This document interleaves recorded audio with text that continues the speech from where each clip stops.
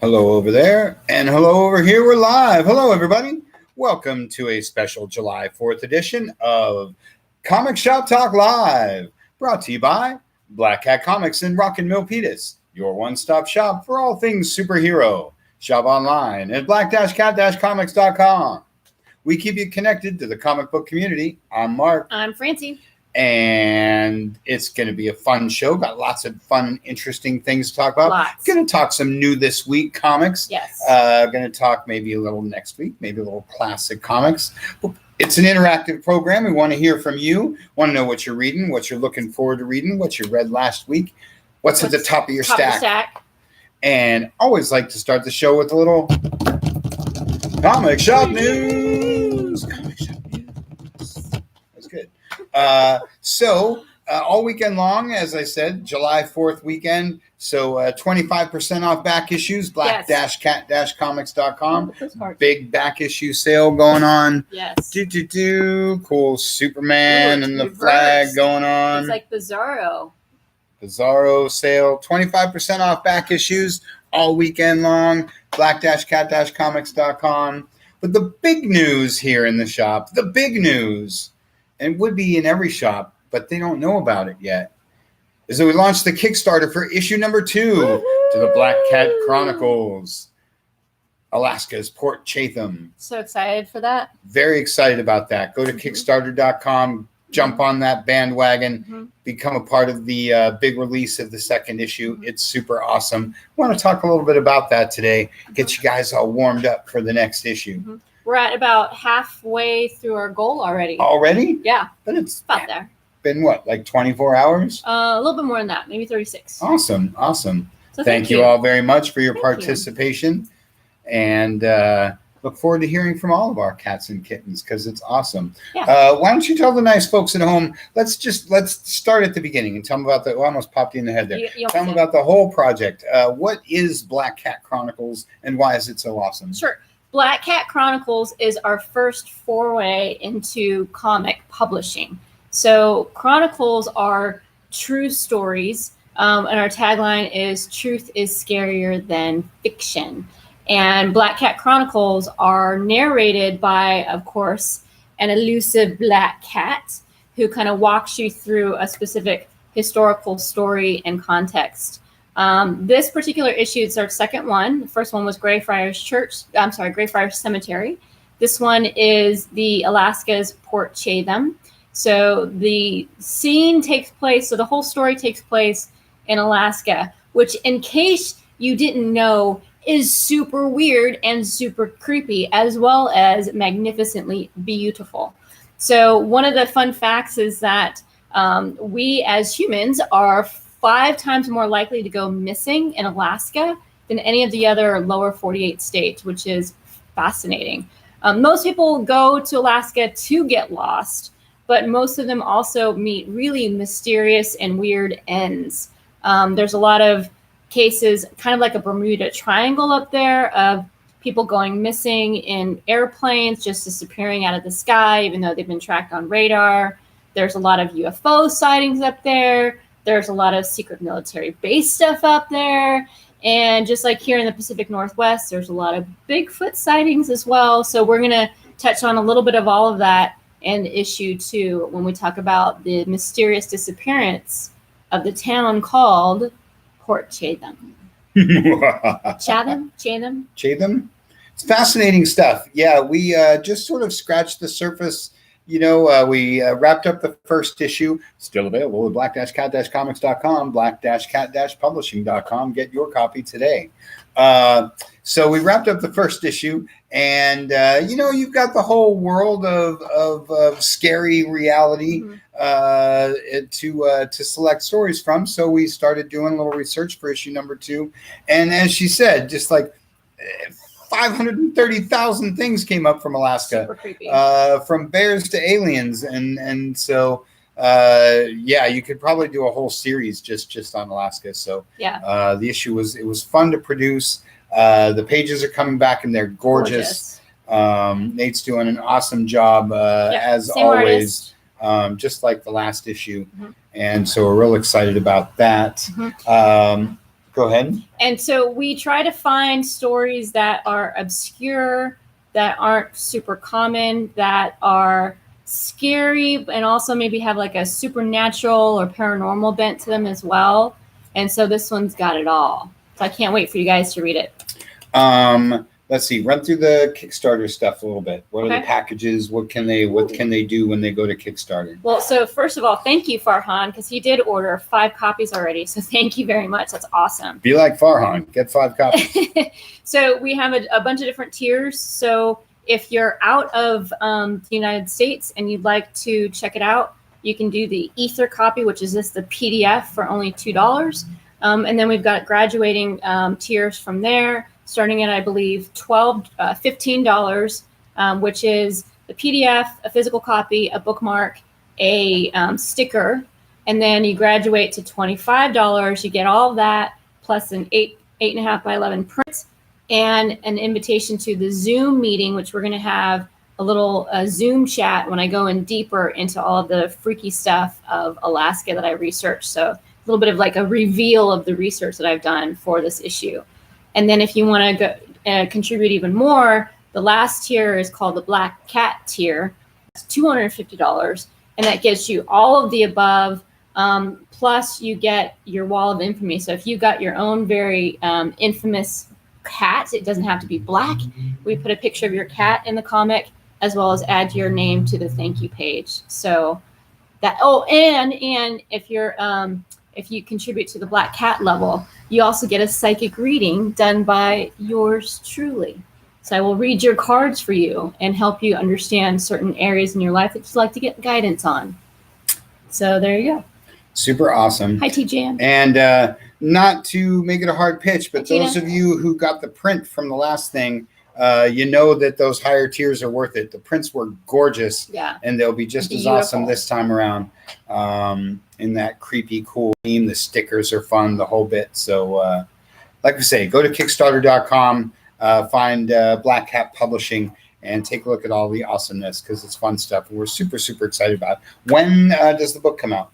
So the Kickstarter started July 1st and is due to wrap up July 31st. So we've got 30 days. And like I said, we're halfway there. It's only, the 3rd? So, woohoo! And so the book we're shooting for Halloween release. Mm-hmm. Just in time for Halloween is when we hope to get that in your hot little mittens. Awesome stuff. Port Chatham, Alaska. Super creepy, super scary. It's a great issue. Lots of creepy crawly coolness in there. Mm-hmm. You're going to enjoy it. Yeah, good stuff. Let's see. What other comic shop news? Loki. Diddly. Watch Loki. Get yourself some Disney Plus. Hi, Julie. Thanks. Check out some Loki. And because, the show's awesome. And one thing I'm loving as a side note, this isn't much for news. I love the random back issues that are becoming incredibly hot thanks to Disney Plus. Every time some fan theory pops up, or after every episodes they drop some name, and everybody goes scrambling for an issue. This week I'm hearing a lot about, and I'm not even going to say why because I'm cool that way. Fantastic Four 274. And something like that. It's the first appearance of Nathaniel Richards. Oh, and what's so up, Josh? check that out. Inkwell Looter, nice, rad. So yes, like I say, get some Disney Plus. Check that out. Tons of fun. Everyone's looking forward to Black Widow. Black Widow's like next week, right? I don't know. It's like the 9th. So that's I thought it was week this away. weekend. No, it's the 9th. Okay. So next Friday. I stand corrected. Fun stuff. So like I say, go to black-cat-comics.com, take advantage of the big 25% off sale. Got a ton of back issues up there to grab on the cheap. Do a little reading while the fireworks go off. We need room. Please buy them. Yes, just trying to clear some space. While you're there, grab that Black Cat Chronicles issue 1, Great Briar Cemetery. Get ready for the second issue because it's going to be awesome. That's a lie, and you know it, Inkwell. Well, it's half true, I guess. So then that brings us to the purpose of the show, which is New This Week Comics.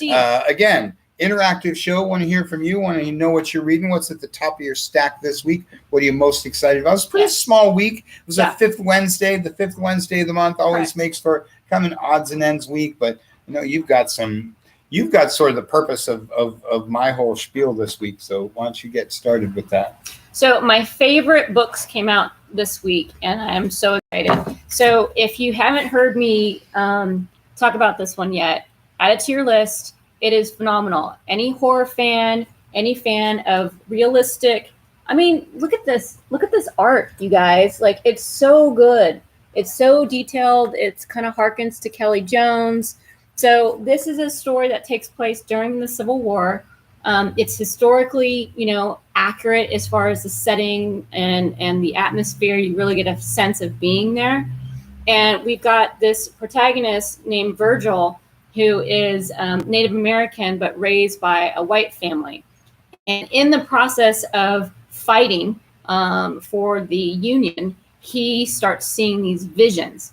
And it's these visions of his shamanic powers coming forward. So he is gifted with the gift of sight and all kinds of other things. And he's seeing things that are tripping him out, all amidst the setting of the Civil War. So it's really well done, super creative, original. I haven't seen something like this before. If you like historical fiction / horror, that is the book for you. And they're on. So this week, issue 5 came out.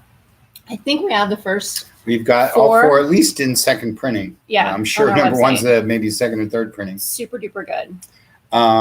I'm really digging that book. The art, number 1. The first issue just totally sucked me in with that amazing art.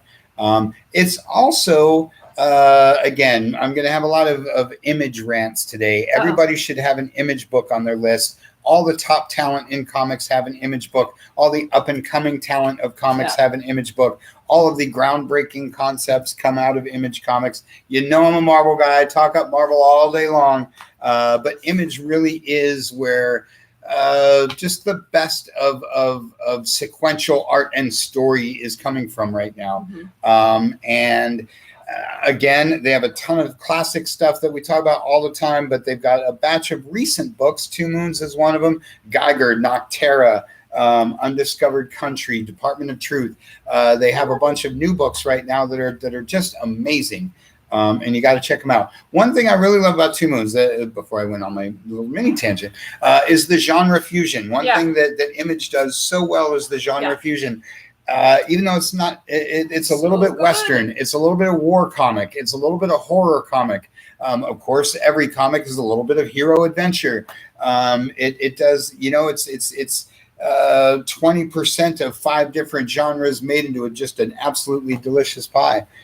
So whatever it is that you like about comics, unless it's all ages funny animal books. There's no funny animal books in Two Moons. But most of what people like about comics goes on in that title. And so grab that first issue and you'll see what I'm talking about. Yeah. Alec, I appreciate that you couldn't get to your local comic shop because of COVID. I appreciate that you can now. That's part of why this show started, was because we knew people weren't getting out to their shops. We knew people were stuck at home. So we wanted to give everybody on Earth an opportunity to hang out with a local comic shop and talk about comics. So thanks for joining us, and I'm glad you're getting back in action. And IDW does have great stuff coming.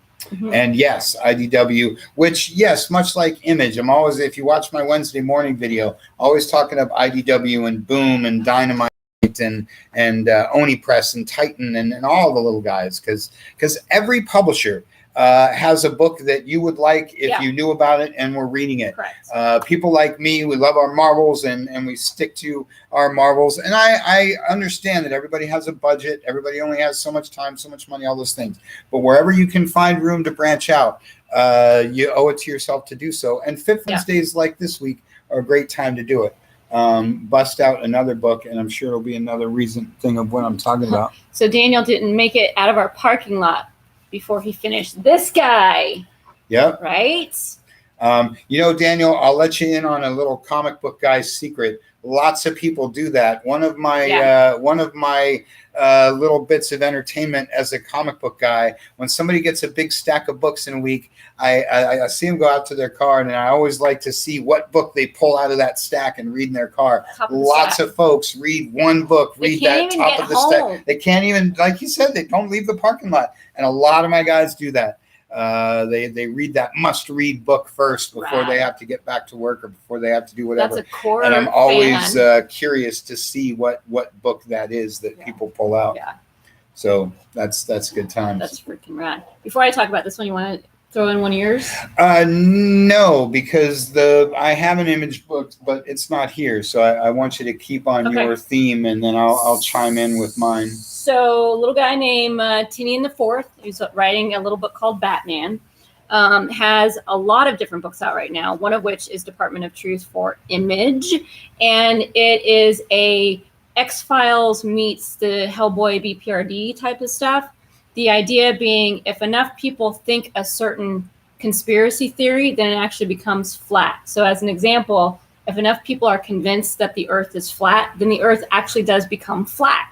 And so there's these like undercover, not quite FBI, not quite CIA, covert mission people that go out to try to subvert those that are spreading those conspiracy theories. It's fascinating. It sounds more sci-fi than it is. It's more horror than anything else. And the art is kind of like Ben Templesmith, that kind of scratchy Cal McDonald stuff, which fits the art really well. So here's just a little snapshot of that. We're on issue 10 right now. So we've got, I think, the trade of the first few. Yep. Grab the first trade paperback or grab that image first reprint. It's really smart. Like, it's a head scratcher. It makes you, question, a lot of what's going on in society right now. There's a lot of, very thinly veiled commentary on different conspiracy theories out there right now. But it's really well written. Characters are fascinating, and the plot is just twists and turns left and right. So it's a great story. It's a great book. And you mentioned Tinian and how he does Batman, and that's another one of my many image segues. As I say, the top talent in comics have an image book. Yeah. So whoever's doing your favorite Marvel or DC book probably has an image title. It might be Geiger. It might be Undiscovered Country. It might be Noctera. It might be Department of Truth. So like I say, whatever your favorite mainstream book is, take a look at that creative team and find out where else they might be working. Because, like, for example, if you're a Cullen Bunn fan, you're broke because that guy does 10 books for every publisher out there, and they're all awesome. What's that? The Parasomnia. Parasomnia, yep, from Dark Horse. Exactly what I'm talking about. There's a Dark Horse book, an image book, a Marvel book. Aftershock. He definitely gets around. And that's super smart to do. It's smart for the creators because it keeps you employed. And it's great for the fans because it keeps you reading all kinds of different fun stuff. Mm-hmm. The example I wanted to show you, I don't have it in my hand, is Crossover. Crossover's out this week. And Chip Zdarsky's in that one this week, and Zdarsky's one of my favorite Marvel guys, and so saw him on an image book and I grabbed it. Mm-hmm. And yes, Alex, Spawn is still one of the best books in comics. I talk about it all the time. It warms my heart that Todd and his crazy bunch of hellions are back at the top of comics. That's how it should be. Well, and if Alec has been out of a store for a while, he probably doesn't know that they're starting new Spawn titles. So Spawn Universe just started a few last week, actually, I think it was. And then they're doing King Spawn. Yep. And what's the fourth? I don't know. There's Spawn Universe, King Spawn, and Little Orphan Spawning. Yeah.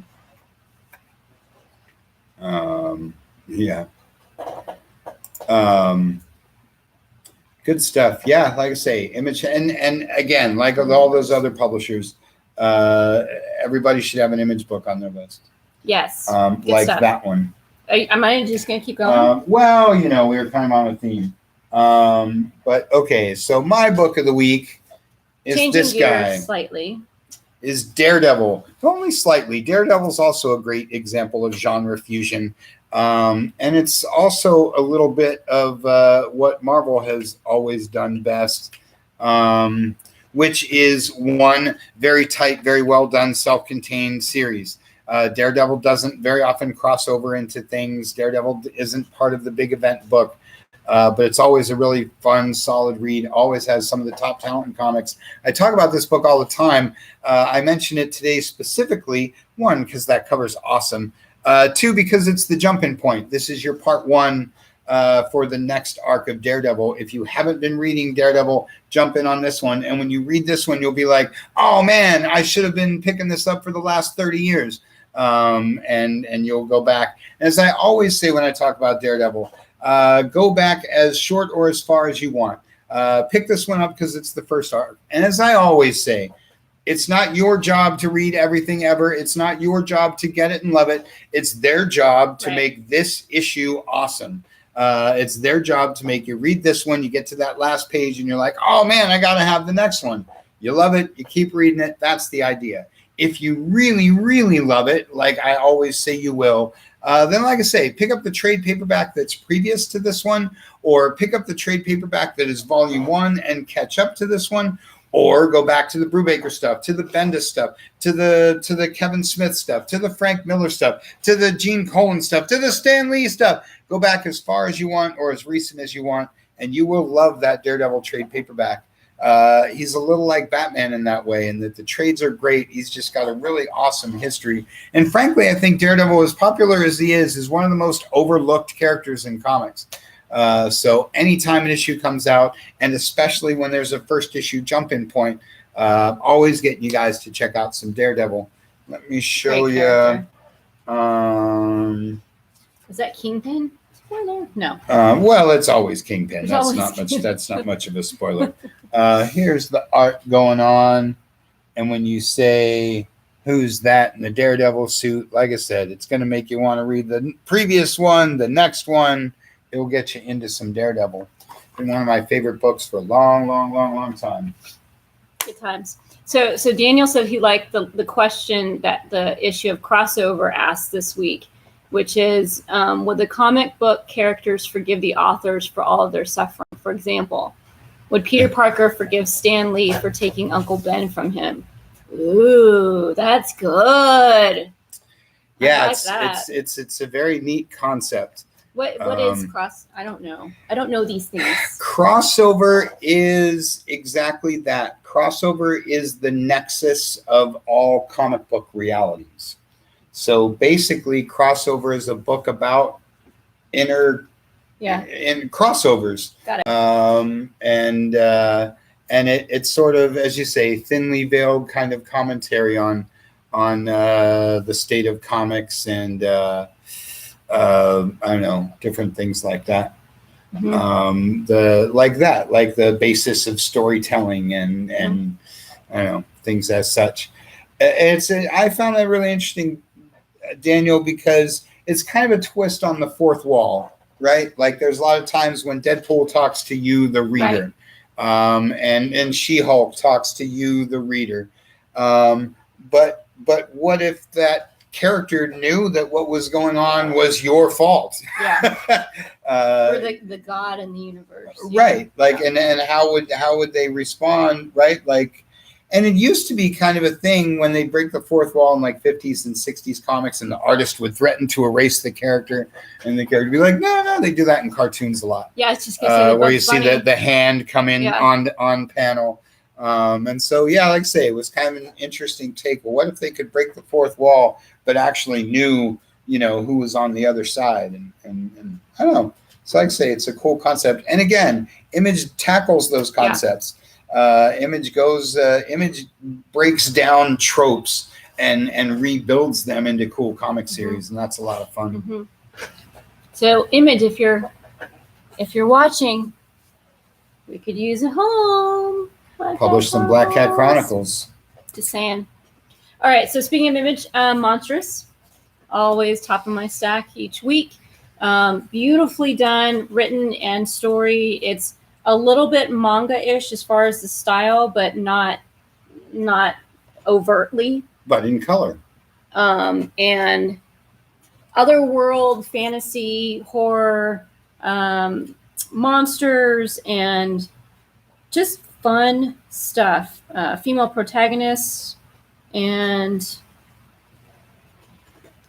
cool animal monster creatures. Who doesn't love cool animal monster creatures? So they're already up to issue 35. I'm a little behind in a couple issues, but the art has been stellar and the story has been top notch all the way through.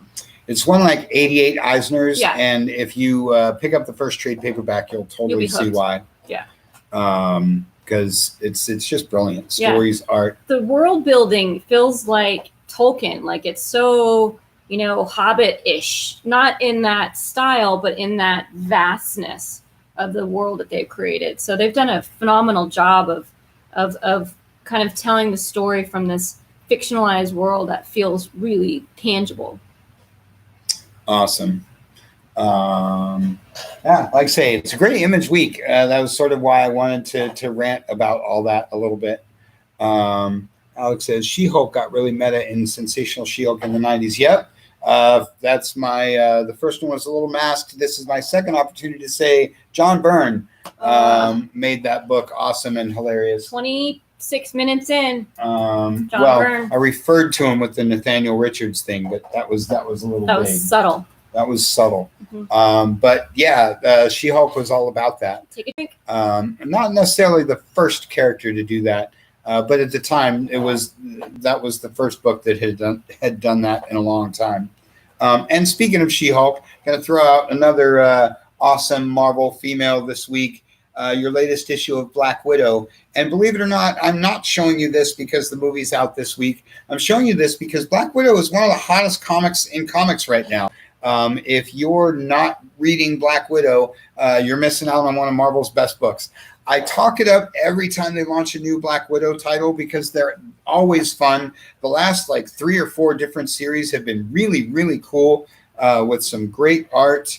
And that's a cool page. That's great. Ooh, I like that art a lot. There's some Me likey. mystery stuff going on. Like I say, the last 2 or 3 Black Widow runs have been really great, and this one is top notch. It's getting a lot of buzz because there's first appearances and because they're talking about her past and because of the movie and all that kind of thing. But the point is, you should be reading it anyway. The first issue had a really awesome J. Scott Campbell cover, so that you don't need much more than that. But like I say, it's just been a really great book. It's been selling out like crazy. So do yourself a favor and dig up the issues where you can, and then get it on a subscription list. Because, like I say, well worth reading. Again, a little like Daredevil, it's self-contained, doesn't cross over with anything, and it's just a really solid read. And while you're at it, pick up any Black Widow trade paperback that you feel like it. Grab the Epic that has all of her original appearances. Particularly, I think it's Amazing 89, where she gets her current suit. But like I say, the trade paperbacks for all her current series are fun.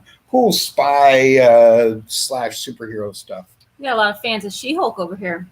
Yeah, aggressively relaxing. Thanks for joining us. Yes. What is it live action? I forget the She-Hulk yes, stuff. The She-Hulk is coming to Disney Plus. Just like the Loki show. Yep, that's the next wave of stuff. Is it Disney Plus? I'm not sure because there's a few Marvel things, I don't know, across different platforms. But yeah, I'm pretty sure it's the next wave of Disney Plus stuff. Rad. And everybody's dying for that. Kind of, for me personally, it's a little like I mentioned earlier. I love the random, anything She-Hulk is going to be busting out all of Marvel's Z-list villains. Rad. So watching all of you scramble for the first appearance of Zemnu is going to be awesome.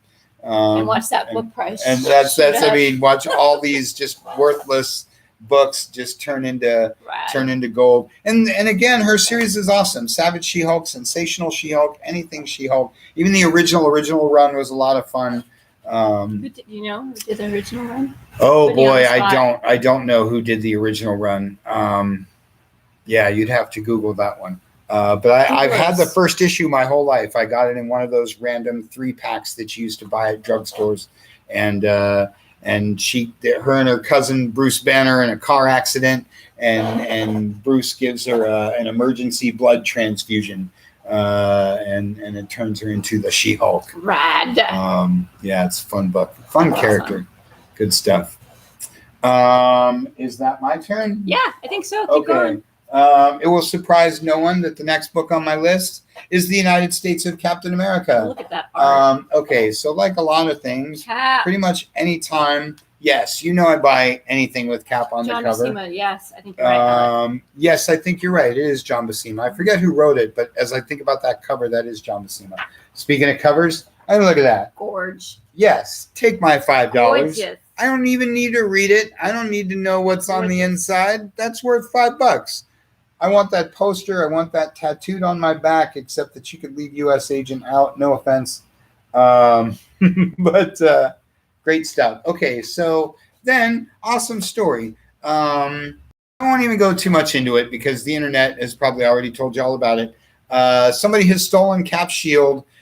Steve and Sam set out to find it, and in doing so, they uncover a loose group of Captain Americas, people, teenagers and young people around the country doing the right thing in their community. Nice.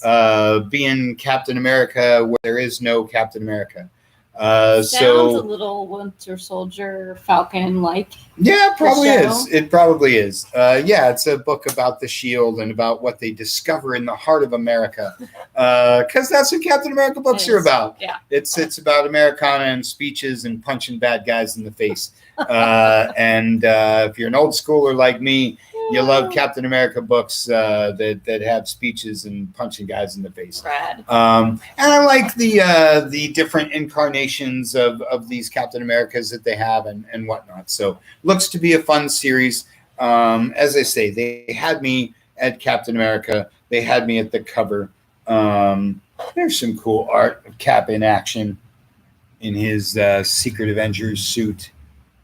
So again, on a small week, fun to try something new, check something out, and I'm always going to pitch some Captain America. So that's my Captain America pitch for the week. Mm-hmm. Go for it. Keep going. Okay. Speed round, Star Wars, War of the Bounty Hunters. Dr. Afra is your War of the Bounty Hunters book this week. Love me some War of the Bounty Hunters. Love everything Star Wars. If you're not into the whole big crossover thing, pick up High Republic. It's the currently the only Star Wars book that's not War of the Bounty Hunters. So if you're not reading anything Star Wars, you should be. Got a couple extra bucks in your budget this week. Grab one or both of these guys and enjoy some Star Wars. But what's going to cost a couple extra bucks from your stash is this giant Green Arrow 80th anniversary. This is my book of the week. One of the only DC books. DC put out 4 books this week. This one, Catwoman Annual, Teen Titans Annual, and Infinite Frontier Secret Files. But you got to get this. It's $10. But in a world where $5.99 is the average cover price, that's still less than double cover. Alex saying he loved Green Arrow. Everybody should love Green Arrow. He's got a TV show and all that kind of thing.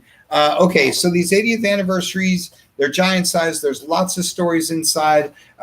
In all of these anniversaries, they've done Batman, Superman, Catwoman. They do a great job of giving you a couple stories from the all-time greats that made the series great. For example, this one has a story from Mike Grell. If you're any kind of Green Arrow fan, you know and love Mike Grell. But it also has new and exciting stories from today's current top talent, making some new Green Arrow stories. And I don't know, stories that tug at your heartstrings, stories about him and Black Canary, on and on I could go. Again, if you're any kind of Green Arrow fan, any kind of DC fan, this one's totally worth the $10. Can't even really show you too much, but let me see if I can find. Well, and if you're there, it is. That's some Mike Grell art. If you don't know Mike Grell, that's why you read Green Arrow. Good stuff. And if you're a Green Arrow fan, you might want to check out Checkmate #1, which just came out 2 weeks ago. So he's got a prominent role, and it's written by Brian Michael Bendis and drawn by Alex Malee, which is a power duo, those two. That is 200% true. So yeah, just like I say, lots of great stories, different talent, different writers, different artists, all kinds of fun stuff.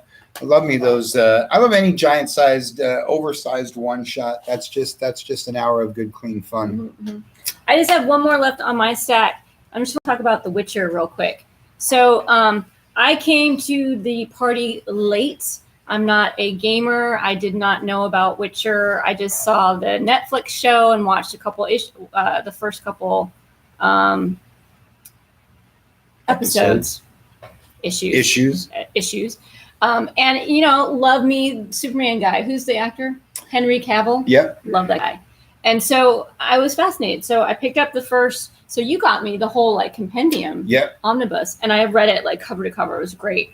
So I like this character, The Witcher. He is, for those of you that don't know, he's kind of like Hellboy. Really, goes into town. He's like a hired hitman for weird paranormal stuff like witches and dragons and demons and monsters that are terrorizing small villages kind of in medieval times. And he goes in and slays. That's what he does. He slays. He's kind of, what is it? Not dark hero. He's kind of a anti-hero, not super moral, very kind of just all about getting paid. But the stories are great. He's fascinating to watch, and his other character interactions are great too. So what Dark Horse has been doing, which is great, Dark Horse is so smart. They do 4-issue, usually minis, so that you can pick up at any point, just read the 4 issues and get the whole story. So you don't have to read like 70 issues to figure out what's going on. So this particular kind of subplot is called Witch's Lament. So it's talking about his relationship with some specific witches that he's encountered in his past. And the art's a little stylized. It's not my fave, but the story is really well done. So let me give you, it's very kind of sketchy, lots of heavy line work here. You had me at Hellboy, nice. So that, yeah, if you're a fan of Hellboy, I would strongly suggest you pick up some of the Witcher issues because they're really well done. Same flavor. And Dark Horse is a little like Image that way. Everybody should have a Dark Horse book on their list. Dark Horse does a title that you would love if you were aware of it and checked it out. They do a lot of licensed property stuff that's always awesome, but they also do a lot of creator-owned stuff too, and the burger books and all that kind of thing. Again, do a lot of books like Image that a lot of publishers don't really do. Somebody mentioned The Mask earlier, and that's a classic Dark Horse book. Yeah, Alec, they are very smart. Dark Horse is super duper smart. Dark Horse, that thing that they do, and they did it with Hellboy and BPRD, they're really genius in the way that they do ongoing miniseries. Right. So that if you're following the book, if you're not following the book, you only need to read this one, and it's 4 issues, 6 issues, and you're done, and you're 2 or 4, back to work. But if you continue with it, it builds, and so you can read them individually, and you can read them as a bigger thing. Mm-hmm. And I thought that was so smart, with Hellboy and with BPRD, because it gives you a lot of jump-in points, but it also gives you those kind of legacy things that us old schoolers love so much. Yeah. Love me some Dark Horse. Okie dokie, that's all I got on my list. What else you got? Not too much. As I said, it was sort of a small week, kind of a fifth Wednesday, which again makes it a great week to go to the website, take advantage of that sale, try something new, something different, pick up something you might have missed on the cheap, because that's always fun. Out of the 7,000 items we have on our online store, 5,000 are 25% off this weekend. There you go. So surely in that stack of 5,000 comics, over $35, you'll find something that's awesome. Yeah. And we need the space. Like I say, it's a good week to try something new, something fun, something different. Yeah. So check out one or all of the books that we talked about, one or all of the books that's behind me. And then tune back in next Wednesday. We'll do it all over again. Wednesday morning, we do the live video. Wednesday, we put out the newsletter, show you what's in the shops this week. Then you pick up your books in store, curbside, or shipped out to you. You read them during the week, and then you tune back in on Saturday, and we talk all about them, because it's Comic Shop Talk Live. That's what we do. Hope you enjoyed it as much as we did. Thanks for watching, guys. We'll see you next time in a brand new show. Bye.